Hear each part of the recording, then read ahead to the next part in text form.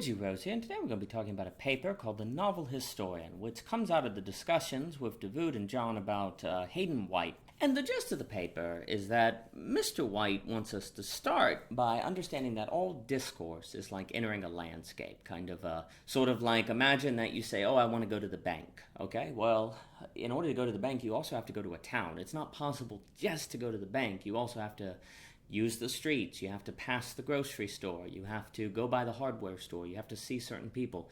So for example, it's not possible to go to just the bank in Rustburg, you also have to visit Rustburg. So likewise, when we visit a historical event, say Pearl Harbor, we can't just visit Pearl Harbor, Mr. White wants us to realize. He wants us to realize that if you really want to get Pearl Harbor, you also have to visit American culture, the American presidency, what Roosevelt was doing. You have to visit Japan, what Japan was going through, maybe even get into the English language, maybe the different literatures to understand the honor systems. That if you visit a historical event, all events take place within a network of other variables. But here, of course, is the dilemma. It's not really possible to visit every single possible variable. You have to choose to emphasize some, you have to choose to de-emphasize others, and that's the dilemma the historian finds themselves in. And you see, for Mr. White, that means there's always an element of arrangement or even interpretation involved in the historic account. For the historian has to judge a certain variable or aspect as more relevant or more valuable than another to include in the historic account.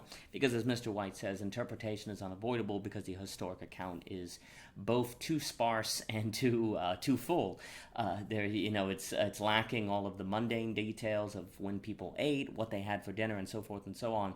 And yet, even just including relevant data, it's infinite. You couldn't possibly go through everything on World War II, for example, or even Pearl Harbor in a single book. And this isn't so hard to believe. If someone asks you, what did you do today? Do you literally start with the time you woke up, how many steps you took to get to the bathroom, how long you washed your hands? No, we all understand that when we tell someone what we did today, that it would be inappropriate to include literally every single detail. We understand that it's fitting and appropriate to only include the relevant details. Well, the historian finds himself in a similar situation. They can't include all of the information because it would be overwhelming, and also it would probably be boring. Nobody would care. So they have to choose what they include and what they leave out. But of course, there's a real sense which the moment the historian does that they're no longer giving you a quote-unquote full and true picture of history. But this is unavoidable. Now, what's really interesting is that Mr. White has been accused of being a postmodernist, a relativist, by daring to suggest that the historian has to take interpretation into account. But what we really have to understand that White wants to do, as I take it, is he wants historians to admit that what they're doing is not a science, but that it is something more like literature, that it involves interpretation. Precisely because if historians deny that, then when the general public finds out that there is some element of interpretation and subjectivity and judgment involved, then they're going to lose all trust, and they're going to not trust historians anymore, and they won't trust any of their accounts, and so they'll throw history out. And in some respects, what White is trying to do is control the narrative of how we understand interpretation operating in history. Because if someone doesn't write a book like Mr. White has explaining how interpretation works in history, then the general public will assume for themselves the nature of interpretation. The moment they even hear interpretation, because generally people think all interpretation is equal, then they'll just say history is subjective nonsense. Maybe it's just displays of power, narrative control for the government to control the people, and certainly history can be used that way, but it doesn't necessarily have to be used that way, and not all roles of interpretation are equally Foucaultian. And the way that White thinks you can understand what could be called a bound interpretation would be to understand history as literature. Now, the idea that history could be a kind of literature, I'm not sure if I want to say that history is literature or even a genre of literature, but it's certainly like literature. It has similarities to it. That's only going to be a problem to people of whom think there's no truth found in literature. If you think that literature is just entertainment, that there's no truth to be found in War and Peace, then the idea that history is literature will automatically be the death of history. That will be the end of it. But anyone who actually writes literature or tries to write a story can tell you that it's not the case that anything goes in fiction. You're not, it seems, yes, there's a sense in which you're making it out of nothing, out of thin air, but there are certain rules you have to follow. If you don't follow those rules, it's like Deus Ex Machina. It feels poured in from the top. It doesn't feel real. So the great writer knows that great fiction is not anything goes, that it's bound, that there are certain rules that have to apply. So likewise, the historian who's trying to do a literary account will find that their work is bound, that it's not just anything goes. And in the same way that the writer and the fiction writer has to judge to include certain characters in certain episodes versus not in order to make a compelling story, so the historian does the same. And do note that as the writer is dealing, the fiction writer is dealing with characters, plot, stakes, so is the historian. So they're both doing something very similar. Now the paper is going to go into detail on ways that historians and writers are similar, but really a key notion is just to understand that to say that history involves interpretation does not mean that it involves infinite interpretations, that you can infinitely interpret Pearl Harbor. Maybe there's 30 ways to interpret the main events of Pearl Harbor. But that's not the same as saying there are infinite. There's sometimes a temptation to claim that if there's more than one interpretation, there's infinite interpretation. But that doesn't follow at all, and Mr. White understands that. Also, Mr. White understands that he wants to, I would call it, he wants to place dialectics between historians.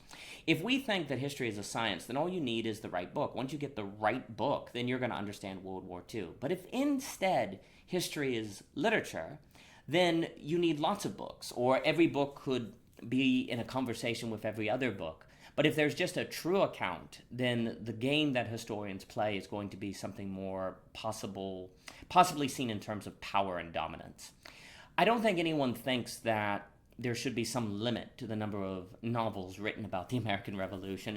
And in fact, if the more novels that are written about George Washington, the better, right? Because some novels might be able to include his home life, some his battlefield life, some could include marginalized voices that aren't included. And all of these works of literature would enhance the account of George Washington or a fictional character. We don't think that Dostoevsky, for example, should have only written 6 novels because somehow the existence of the idiot takes away from crime and punishment and so on and so forth.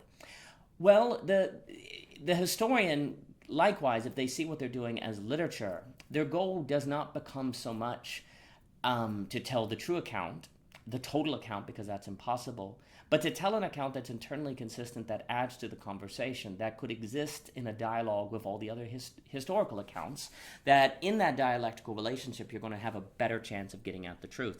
And what's really interesting here is, therefore, if we include interpretation in our understanding of the role of history, then there's going to be multiple historical accounts that arguably will make a more robust and interesting conversation. Far from interpretation deconstructing history, it could bring it to life. It could make it dialectical. It could make it more open to possibilities.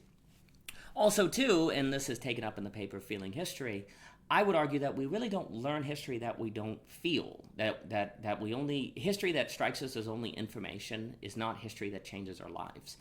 And it's the techniques and powers of the novelists that could help the historian create accounts of history that we feel, that transform us, that make us know what it's like to be alive during, say, Pearl Harbor, or alive when it came to the Cuban Missile Crisis. History always has the disadvantage, generally speaking, of us knowing what's going to happen, and that often takes away the existential anxiety that the people felt, say President Kennedy did during the Cuban Missile Crisis. And there's a very real sense that if you don't feel that existential anxiety, then you don't get history. You don't really know what it was like to be in that moment.